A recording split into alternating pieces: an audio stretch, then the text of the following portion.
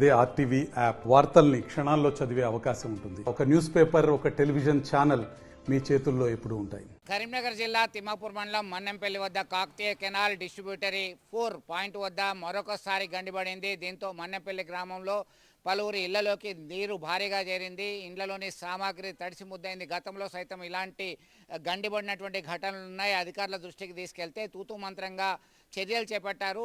Permanent solution చూపట్లేదు అని చెప్పి గ్రామస్తులు ఆగ్రహం వ్యక్తం చేస్తున్నారు. తమ యొక్క ఇళ్లలోకి గ్రామంలోకి పెద్ద ఎత్తున నీరు రావడంతో ఒక్కసారిగా ఏం చేయాలో పాల్పోని పరిస్థితి ఉంది. మొత్తం సామాగ్రి అంతా తడిసి ముద్దైంది. కాకతీయ కెనాల్కి సరైనటువంటి విధంగా మరమ్మతు చేయాల్సినటువంటి అవసరం ఉందని పలుమార్లు అధికారుల దృష్టికి తీసుకొచ్చినప్పటికీ మీద పనులు చేస్తున్నారు. చిత్తశుద్ధితో పని చేయాల్సినటువంటి అవసరం ఉంది అని డిమాండ్ చేస్తున్నారు గ్రామస్తులు. ఈరోజు ఉదయం పూట కరీంనగర్ జిల్లా తిమ్మాపూర్ మండలంలో ఇది పిచ్చిపల్లె నుంచి వచ్చే డి కెనాల్ అనేది వరదకాలకు తోటపల్లి నుంచి ఏర్పడే కెనాలు. ఇక్కడ ఇది 4వసారి తెగడం. గతంలో 3 సార్లు తెగినప్పుడు కూడా ప్రజాప్రతినిధులుగా జనరల్ బాలాల్లో మరి ఎన్నోసార్లు అధికారులకు ప్రజాప్రతినిధులకు కూడా విజ్ఞప్తి చేయడం జరిగింది. దీన్ని సీసీ కంప్లీట్ చేసి కెనాల్కు నీళ్లు ఇవ్వాల్సిందిగా విజ్ఞప్తి చేస్తూ గ్రామస్తులందరం వేడుకోవడం జరిగింది.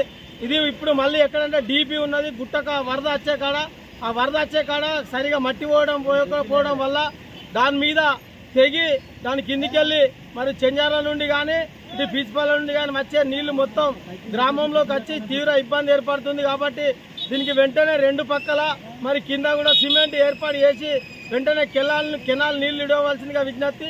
అప్పటిదాకా ఈ కెనాల్ గురించి నీళ్లు ఇవ్వకుండా మా గ్రామాన్ని కాపాడవలసిందిగా అధికారులకు ప్రజాప్రతినిధులకు పార్టీలకు అతీతంగా ప్రతి నాయకుడు కృషి చేయవలసిన అవసరం ఉందని చెప్పి మా గ్రామంలో ఎస్సీ కాలనీలో మరి పండుగ పూట కనీసం సజ్ఞాలు అప్పాలు చేసుకోకుండా పొయ్యిలు, బియ్యము, వంట సామాన్తో పాటు వన్లు, మన బియ్యంతో పాటు బీరువాలతో ఉన్న బట్టలు కూడా అన్ని ఎన్నో ఇబ్బందులు ఏర్పడ్డాయి.